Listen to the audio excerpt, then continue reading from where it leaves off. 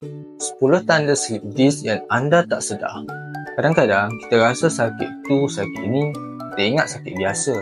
Rupanya slip disc. Jadi hari ni, jom kita tengok apa 10 tanda slip disc yang kita perlu tahu. 10. Sakit belakang yang tak habis-habis.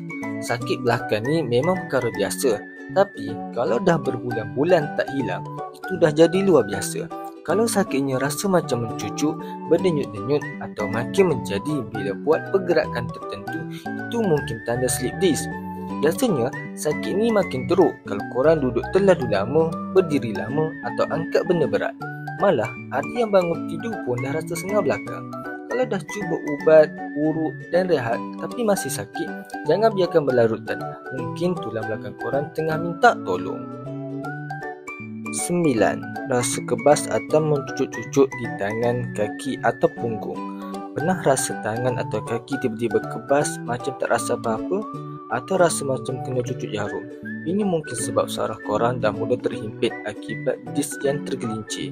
Kebas ni boleh jadi di mana-mana, bergantung pada saraf mana yang kena tekan. Kalau slip disk di bahagian bawah tulang belakang, kebas boleh berlaku di punggung, peha, betis atau tapak kaki. Kalau disk yang tergelincir di bahagian leher, tangan dan jari boleh rasa kebas. 8. Otot tiba-tiba lemah dan cepat letih. Pernah tak rasa kaki atau tangan tak kuat macam dulu? Nak angkat barang biasa pun dah terasa susah. Nak berjalan jauh tapi cepat lenguh. Ini boleh jadi tanda slip disc dah mula mengganggu saraf dan kawal otot. Kadang-kadang kita tak perasan perubahan ni sebab ia berlaku perlahan. Tapi kalau makin lama makin teruk, mungkin dah tiba masa untuk membuat pemeriksaan. Jangan sampai satu hari nanti tiba-tiba susah nak berjalan. 7. Sakit makin teruk bila duduk atau berdiri lama.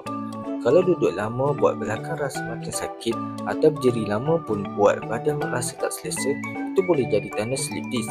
Ini sebab bila kita dalam satu posisi terlalu lama, tekanan pada disc yang tergelincir makin kuat dan saraf makin tersepit. Ada orang boleh rasa lega bila baring, ada juga yang rasa sakit makin teruk. Apapun, kalau sakit belakang boleh buat korang susah nak fokus kerja atau buat aktiviti harian, jangan biarkan ia berterusan. 6. Sakit menjala dari belakang ke kaki atau tangan. Kalau rasa sakit dari belakang turun ke punggung, peha, betis atau sampai ke tapak kaki, itu mungkin sciatica, iaitu tanda slip disc di bahagian bawah tulang belakang. Sakit ni biasanya terasa di sebelah kaki je dan boleh rasa macam kejutan elektrik, panas membakar atau kebas. Kalau disc yang tergelincir di bahagian atas tulang